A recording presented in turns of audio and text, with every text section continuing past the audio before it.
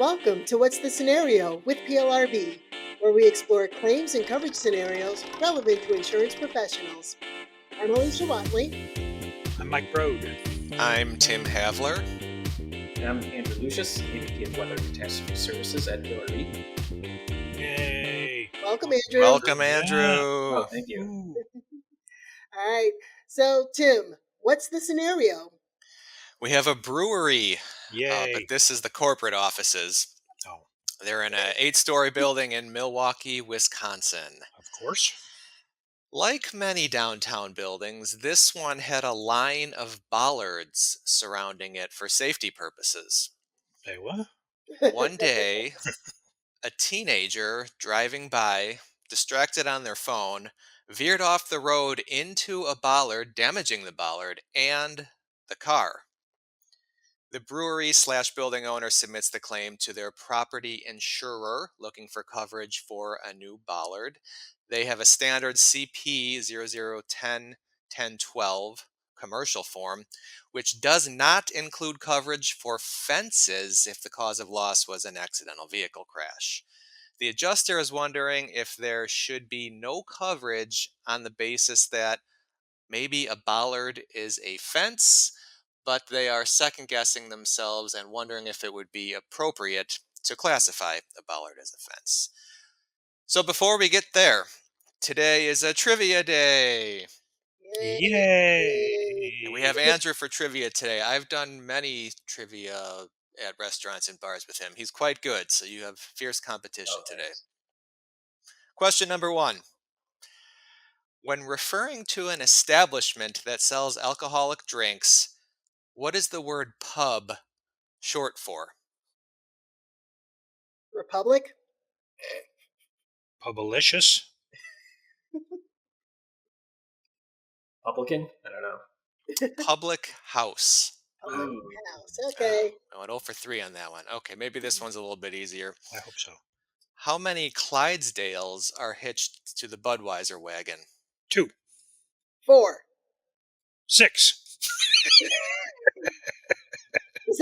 This is not Price is Right. You can't go over Oh, this. Four. How many, Andrew? You haven't guessed. I'll yet. go with 4. No odd numbers? 3.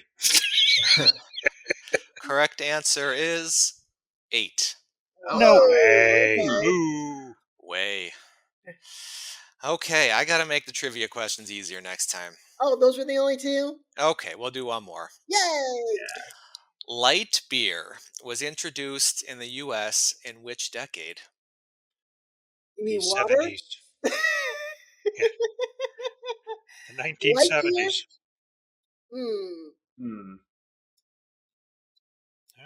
I would say 1950 something. We got 70s, I'll we say got 60s. 50s, we got I'll say 60s. Just to be different. Oof, sorry.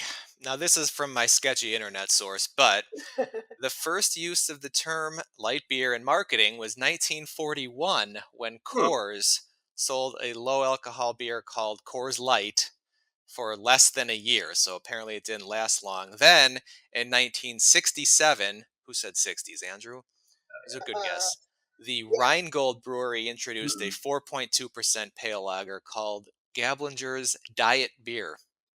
It all sounds terrible. Wow. I believe it was Miller Lite in the 70s. They spelled it with light, L-I-T-E. My dad had it in a kegerator down in the basement. Maybe I partook of some of that. It was not a pub, lick house. It was our basement. But that was Miller Lite, dude. Come on. Okay. I'm It's not been a long time since beer I've had a talk. Miller Lite. And as someone who likes beer, there's something that I wanted to know when you were reading the scenario. And you want to know what it is? What is a bollard? Exactly. Oh, good question. I thought it was a billiards table. That's brewery billiards, but No, this yeah, is I'm bollard. Galician. What the heck is a bollard? B-O-L-L-A-R-D. So anyone who's on the internet can Google images it, and you'll see the pictures and say, oh, that's a bollard. But without the benefit of pictures, we can try to describe them. They are short poles or stumps that are permanently installed in the ground to prevent access. A lot of times you'll see them on bike paths. There'll be one right in the middle so that bikes can go through, but cars can't. You'll see them a line or a row of them all the way around buildings to prevent, say, terrorism or a car accident, like in this claim. You'll see them around trash enclosures, loading and unloading docks. Oh, so those like yellow things. They're kind of like cylindrical, kind of rounded at the top. Those things? Yep, those Oh, things. I didn't know they had a name. Yes, Well, yes, anything they has a do. name, but I didn't know what the name was. Certainly didn't think it was bollard. All right, so we're talking about a bollard. We now know what it is. Um, how does it fit under the CP form, though? Yeah, could it qualify as a fence? There's no way. Those things aren't fences. They're poles in the ground. Okay, well, let's start on, we'll get there. But first, the CP form. We've talked on this podcast many times about the two main types of property: real property, personal property. Real property is your things that are permanently affixed somewhere on the real estate. Personal property is everything else, like your furniture and your clothes and whatnot, your cell phone. So bollard is going to be real property, which means under the CP form, it needs to fit under building coverage, which is described as building, meaning the building or structure described in the declarations, including completed additions, including fixtures, including outdoor fixtures. So a bollard is going to fit initially under building coverage, but then we keep reading down the policy and we get to property not covered. And we see that, it says fences are property not covered other than a limited give back. But the limited give back, it's just short list of perils. So fences can be covered for fire, lighting, explosion, riot, aircraft, not vandalism or malicious mischief, Mike, nor vehicle accidents. So the bottom line is, if we call this a fence, it would not be covered in this claim. So then that brings me to my question, and I jumped ahead, and my humble apology to you and the listeners. A fence? I mean, when I picture fence, number one, I don't know what a bollard is. Now I got a kind of general idea, but certainly doesn't appear to be fence-like to me. What do you think, Alicia? I think Fence-like? I think fences are meant to keep things in and keep things out. And when you think of the bollard, I think it's more to keep things out, but it's not really a fence to me. I don't know. So you're with me? You don't think it's a fence? I Are we in don't, agreement? I don't know. Okay, maybe I'll give you a little assistance or a clue. Let's Thank you. go to Merriam Webster Who's that? I don't know her. and go to the definition of fence: a barrier intended to prevent escape or intrusion, or to mark a boundary, especially such a barrier made of posts and wire or boards. Anyone want to change their mind, or are we all thinking not a fence still?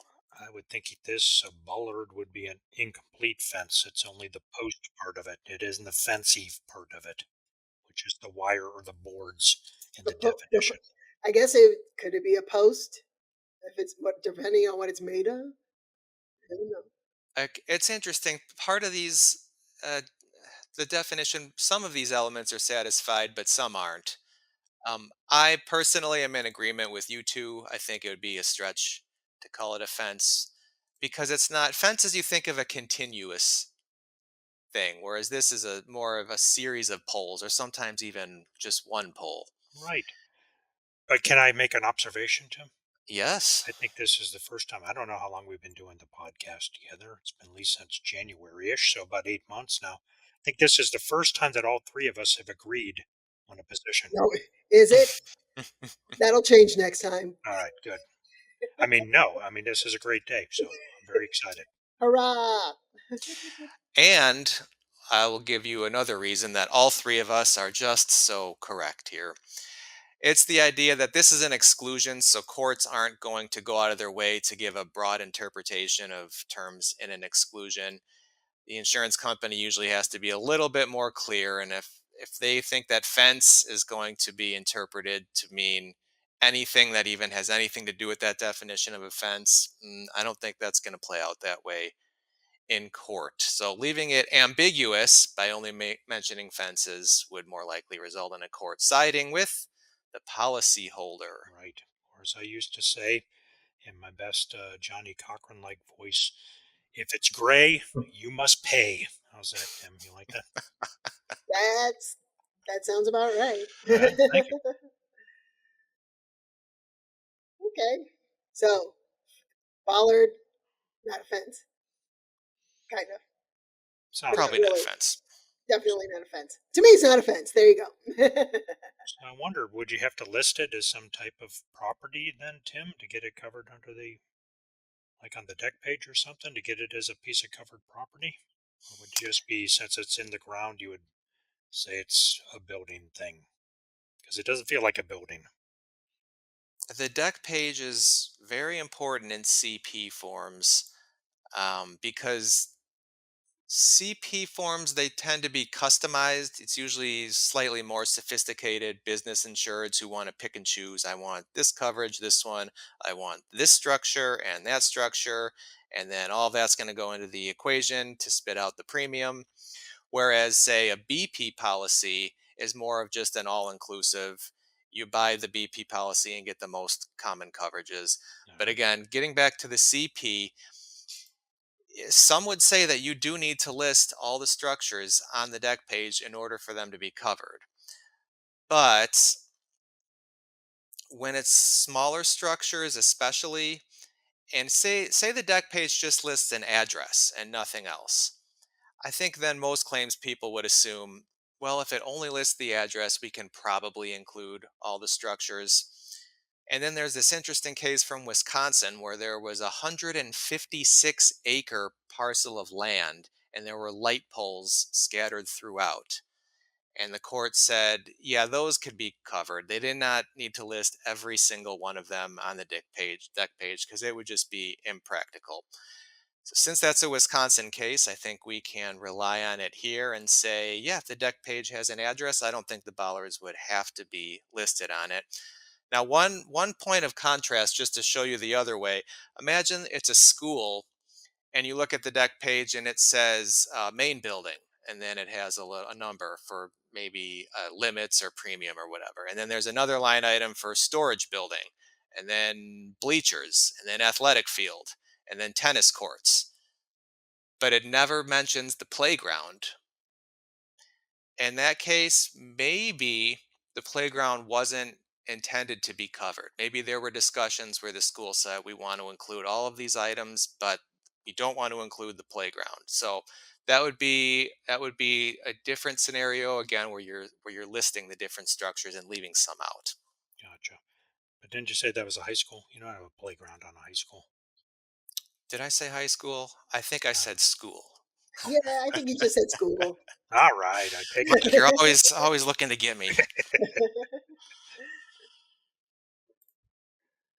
So, is there subrogation potential? Aha! With, Car hit it, damaged it. I like where you're going, Alicia. Yes. Can we go back against that person, Tim? Get our money back. I think so. I would say strong subrogation potential here. Yes. The insurance company would stand in the shoes of the building owner and have all the building owner's rights. The building owner would file some sort of tort claim based on negligence against the driver. I would say texting and driving, that sounds pretty negligent to me. So, yeah, you're going to want to talk to his auto carrier. Hopefully, he had auto insurance. There you go. But that But, brings up another interesting question, Tim. What if I don't fit into the shoes of the building owner? well, you're standing in them. So, I think you're just gonna have tired feet or Okay. hurt feet, but we'll get you in them and we'll get you out of them. yeah, just squeeze into them. It's fine. Or flop around in them, whatever. There you go. Where They're were high we? heels, Mike. That could be too. Okay, so rounding it out, I just want to bring up one other thing. Since we're all in agreement so much, and I don't like that, maybe we can disagree about something. All right. What if we had, instead of a bollard, what if it was a whole cement block wall which enclosed the building? What do we think about that? Fence or no fence? That's all the way around the building? I know it's a little okay. It attaches to the side of the building and then encloses the backyard. That seems almost decorative. So I would go with like a retaining wall, not a fence. Alicia? I'm thinking. Looking up to the heavens. I know for the answer. The answer from upon above. Um, a retaining wall? Uh, And that's what I said. You don't have to agree with me. That's what Tim's that's looking for. why. He's looking That's for you why I to went. disagree. That's why I went. But is it a fence? No, I don't.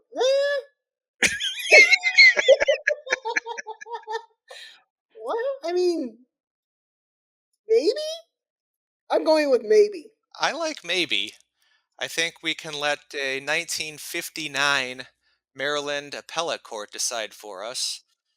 The court held that a cement block wall which adjoined the building and enclosed and protected the grounds was a fence under fire policy's coverage provision for fences. So now that I See, read that again, it sounds like they that were was looking for a coverage. grant of coverage, which would be Right. interpreted more broadly, of course, than an exclusion. So good. Accidentally reinforce that lesson. I like it. Good job, Alicia. You're maybe one Yay, this time. maybe. At least I made a decision. Well, maybe's a decision. I decided on maybe. There you All right. Once again, I take it back. All right. go. So, Tim, what can we take away from this scenario? To recap, inattentive driver damages a bollard covered under a CP form. The bollard is probably covered property under building coverage, especially if the deck page only lists an address. But could the bollard be subject to the CP policy's restriction on fences? Probably not, I would say, because a bollard is different from a continuous fence, and courts don't tend to interpret exclusions unnecessarily broadly. Mike, Yeah? Yes. where can an adjuster go to learn more? Well, of course, you know where they can go. Tim, plrb.org, where everybody goes for all this kind of cool stuff. And I bet even if you put in the search term bollards, you're going to get something that comes up because there's a coverage question on there. Do they qualify as fences? So check that out. Policy annotations about property outside buildings. We got that. We even have a court case. Chippewa County Valley Festival. Woo! Doesn't that sound like fun? Come on, Chippewa County Valley Festival versus the Little Black Mutual Insurance Company. That almost sounds like a child's book. I kind of like that. So check that court case out there at plrb.org. That was, believe it or not, back in 2002. That case was decided. So that's exciting. And Alicia, as always, could you do us all a favor and share these links in the show notes? I can do that for everyone. And also in the show notes, you'll find a recap of the key points from today's episode. You'll find links to our social media, and you'll have information on how to submit your own adjuster stories. Yay, We want to hear please. your stories. I know Right. you got them out there. We want to hear them. Unless it's about bollards. We've already done that now. So something other than bollards. So, more about beer. Something about Yeah. beer. Hear, We want to hear. hear about that. All right. So don't forget to subscribe and rate us. And we will see all of you next time. Yay. Bye, everybody. Bye. Bye.